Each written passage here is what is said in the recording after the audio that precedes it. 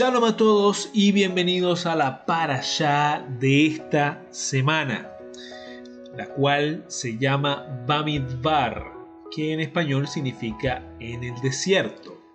Esta Parashá en la sección de Torá corresponde a Números capítulo 1 verso 1 al capítulo 4 verso 20. La sección estudiar de la Haftará con los profetas se encuentra en Oseas capítulo 2 verso 1 al verso 22. La sección a estudiar en los evangelios se encuentra en Mateo capítulo 4 verso 1 al verso 17. Esta parashá toma su nombre del primer versículo que encontramos en el primer capítulo de Números, que en hebreo dice así: Vaidaber Adonai el Moshe Bamidbar Sinai Beojel Moed. Allí justamente en esas primeras palabras encontramos en hebreo el nombre de esta parashá, Bamidbar. En este caso dice en hebreo Bemidbar. En español dice: habló el Señor a Moisés en el desierto de Sinaí, en el tabernáculo de reunión, en el día primero del mes segundo, en el segundo año de su salida de la tierra de Egipto, diciendo. Justamente allí en español vemos que aparece la palabra desierto, y esa es la traducción al español del nombre Bamidbar. Procedamos con el resumen de la parashá de esta semana. En el desierto del Sinaí, Dios manda a realizar un censo de las 12 tribus de Israel. Moshe, cuenta 603.550 hombres de entre 20 y 60 años. La tribu de Leví es contada aparte, totalizando 22.300 hombres de un mes de edad en adelante. Los levitas deben servir en el santuario, reemplazando a los primogénitos, a cuyo número se aproximaban, por haber sido estos últimos descalificados por su participación en la idolatría del becerro de oro. Los 273 primogénitos que no tenían un levita que los reemplace debían pagar un rescate de 5 shekel para ser redimidos del servicio. Cuando el pueblo levantaba su campamento para viajar, los 3 clanes levitas desmantelaban y transportaban el santuario para luego rearmarlo en el centro del próximo campamento. Luego erigían sus propias tiendas a su alrededor de el santuario. Los quehatitas, quienes cargaban sobre sus hombros los utensilios del santuario, es decir, el arca, la menorá, etc., en sus coberturas especialmente diseñadas para tal efecto. Ellos acampaban en el sur. Los gershonitas, a cargo de los tapices y cortinas, acampaban al oeste, y las familias de Merarí, que transportaban los paneles de las paredes y los pilares, acampaban al norte. Frente a la entrada del santuario, hacia el este, estaban las tiendas de Moshe y Aarón y sus hijos. Más allá del círculo de los levitas, las 12 tribus acampaban en 4 grupos de 3 tribus cada una. Hacia el este estaban las tribus de Yehudá, Judá, Isahar y Zebulún. Al sur estaban Reubén, Shimón y Gad. Al oeste estaban Efraín, Menashe y Benjamín. Y al norte Dan, Asher y Naftali. Esta formación también era mantenida mientras viajaban. Ahora pueden ver ahí en pantalla el esquema de la parashá de esta semana. Bien, y como justamente este Shabbat estamos en la víspera de Shavuot, vamos a hablar un poco sobre Shavuot. En Levítico 23, Dios le da un calendario a su pueblo. Este calendario bíblico es diferente al que estamos acostumbrados. El calendario bíblico es lunar, es decir, se basa en las fases de la luna. Levítico capítulo 23 es como el planificador diario de Dios. Él ha hecho citas en las cuales reunirse con su pueblo. Incluyen el Shabbat o el sábado semanal, las fiestas de la Pascua, Pesaj y Pentecostés, Shavuot, y la fiesta de las trompetas, el día de la expiación y la fiesta de las cabañas, Sukkot. El apóstol Pablo enseña que las fiestas son como una sombra proyectada por el Mesías.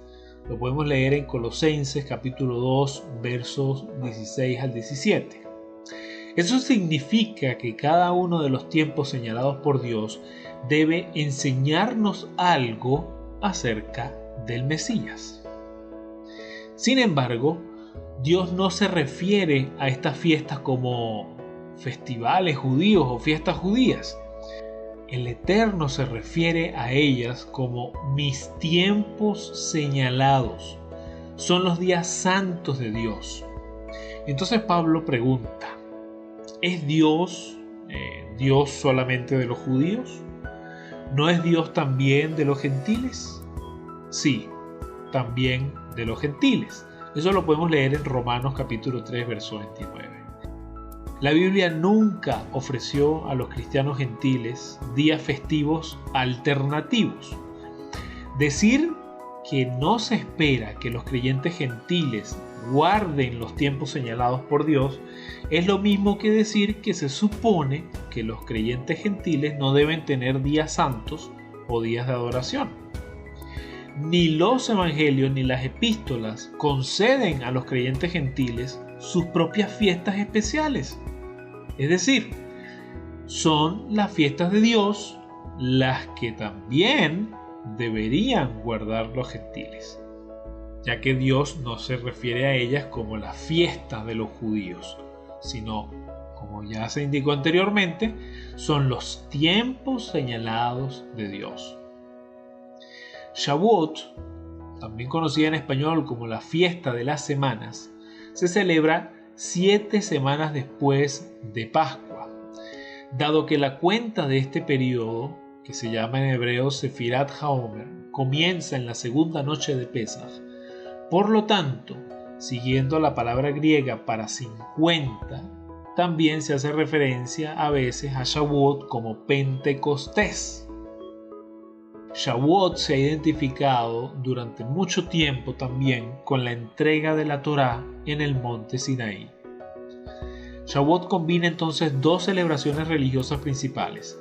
La primera es la cosecha de cereales de principios de verano y la segunda es la entrega de la Torá en el monte Sinaí 7 semanas después del éxodo de Egipto.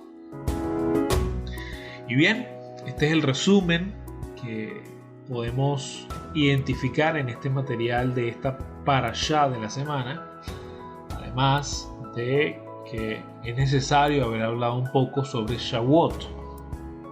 Pasemos ahora al tema principal que se va a tocar en este drash sobre la parashá de la semana, y se titula de la siguiente manera: Pentecostés o Shavuot no sucedió en un aposento alto. Comenzamos. La tradición dice que los apóstoles recibieron el Espíritu Santo en Pentecostés en un aposento alto. Pero ¿es eso realmente lo que dice la Biblia? ¿O indica una ubicación diferente? La Biblia dice en Hechos capítulo 2 verso 1: cuando llegó el día de Pentecostés, estaban todos juntos en un mismo lugar. ¿Dónde estaba ese lugar? La tradición ubica la recepción del Espíritu Santo en Pentecostés en el aposento alto que se menciona en Hechos capítulo 1. Los discípulos se reunieron en el aposento alto después de la ascensión de Yeshua, pero transcurrieron 10 días entre la ascensión y los eventos descritos en Hechos capítulo 2. La historia no indica que ellos todavía estaban en ese aposento alto en Hechos capítulo 2. Recordemos, habían pasado 10 días desde que se mencionó el aposento alto en Hechos capítulo 1. Lo más probable es que los creyentes se reunieran en uno de los atrios del templo. En Deuteronomio capítulo 16, verso 16, ordena a todos los hombres de Israel que se presenten ante el Señor en el templo. Y cuando existía el tabernáculo, en el tabernáculo. Esto en el día de Shavuot. Como los discípulos estaban en Jerusalén, no podían dejar de subir al templo. Los discípulos se reunían todos los días en el templo, donde adoraban a Dios continuamente. Eso lo leemos en Lucas capítulo 24, versos 52 al 53. Si esto lo hacían en días ordinarios, ¿cuánto más habrían estado en el templo en un día santo? Aunque Lucas no declara explícitamente que los eventos de Hechos capítulo 2 tuvieron lugar en los atrios del templo, la historia infiere que era en ese lugar. El derramamiento del Espíritu Santo en Shavuot ocurrió en el momento del sacrificio y la oración de la mañana. Según Hechos capítulo 3, Simón Pedro y Juan guardaban los tiempos de oración en los atrios del templo. El Maestro instruyó a sus discípulos a permanecer en Jerusalén hasta que recibieran el Espíritu Santo. Hombres y mujeres que esperaban la revelación divina, lógicamente se congregarían en la casa de Dios. Simón Pedro predicó a una gran multitud de judíos de todo el mundo. Solo en los atrios del templo se reuniría una multitud tan diversa el día de Shavuot. No podía ser en un aposento alto. 3.000 personas se sumergieron en respuesta al mensaje de Simón Pedro. El templo era el que tenía estanques para acomodar ese número tan masivo de inmersiones para poder bautizarse. La palabra griega oikos, que la mayoría de las Biblias en español traduce como casa, en Hechos capítulo 2 verso 2, es ambigua y puede referirse a cualquier edificio o cualquier estructura. Cabe destacar que la literatura rabínica se refiere al templo como la casa. Es decir, dentro del judaísmo ya el templo se conocía como la casa, o que en hebreo se pronuncia Habait. Ahí en pantalla van a poder ver ejemplos de la Biblia Septuaginta, de cómo al templo también se le llama casa, y utiliza de hecho la misma palabra en griego, oikos. Ahí pueden ver Génesis capítulo 28, verso 17, donde dice la casa de Dios o the house of God, lo pueden leer allí, utiliza justamente en griego la misma palabra que se utilizó en Hechos capítulo 2 verso 2, oikos. Podemos ver otro ejemplo también en Éxodo capítulo 34 verso 26, que nuevamente se pronuncia allí, se nombra a la casa de Dios, la casa del Señor, y utiliza the house of the Lord, utiliza la palabra griega oikon. Tenemos también otro ejemplo más en el libro de Esdras, capítulo 2, verso 68, que allí justamente podemos leer también otro ejemplo donde se menciona en la segunda línea a la casa del Señor, nuevamente usando la palabra griega oikon, que está por supuesto estrechamente ligada con oikos, Y más adelante en esa misma segunda línea nuevamente vuelve a mencionar la casa de Dios al final de la segunda línea, y vemos que nuevamente coloca la palabra en griego oikon. Y ya por último, a pesar de que hay muchísimos más ejemplos en la Septuaginta, vemos en Isaías capítulo 56, verso 7, donde también aparece esta palabra en griego refiriéndose al templo, ¿okay? Ahí al final de la segunda línea vemos que dice oiko, que se está refiriendo a la casa de oración, se está refiriendo por supuesto al templo. Y nuevamente también en la cuarta línea, o en la mitad de la cuarta línea, vemos que allí se utiliza nuevamente para referirse al templo, utiliza directamente la misma palabra de Hechos capítulo 2 verso 2, oikos, donde dice for my house, a house of prayer. Utiliza oikos 2 veces, ¿okay? Nuevamente refiriéndose a la casa de Dios, que en este caso obviamente es el templo. Y de hecho, en el mundo académico cristiano también están a favor de lo que se está explicando acá. Veamos por ejemplo un pequeño comentario del académico Robert Deffinbaugh. Él es graduado en el Seminario Teológico de Dallas, uno de los seminarios más prestigiosos de Estados Unidos, con una maestría en teología.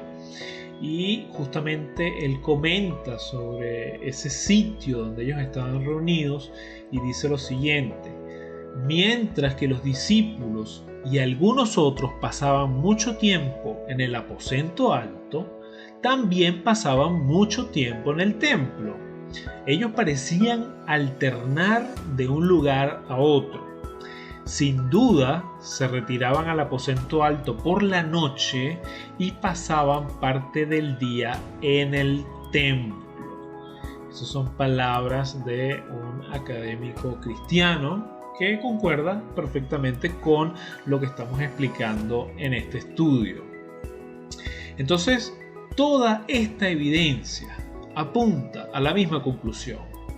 El derramamiento del Espíritu Santo del que se habla en Hechos capítulo 2 tuvo lugar en los atrios del templo de Jerusalén y no en el aposento alto mencionado en Hechos capítulo 1. Recordemos que hay un tiempo que sucedió entre los acontecimientos de Hechos capítulo 1 y los acontecimientos de Hechos capítulo 2, y también recordemos que eran las instalaciones del templo las que tenían la capacidad de poder albergar a esa enorme cantidad de personas y mucho más de poder bautizar a esa enorme cantidad de personas. Esperando entonces que este estudio haya sido de bendición para ti y pidiendo al Todopoderoso que nos brinde de la sabiduría de lo alto y de esa paz que sobrepasa todo entendimiento, que seamos llenos de bendición en esta celebración de Shavuot, deseándoles entonces desde acá Hag Shavuot Sameach, que tengan una feliz fiesta de Shavuot. Shalom.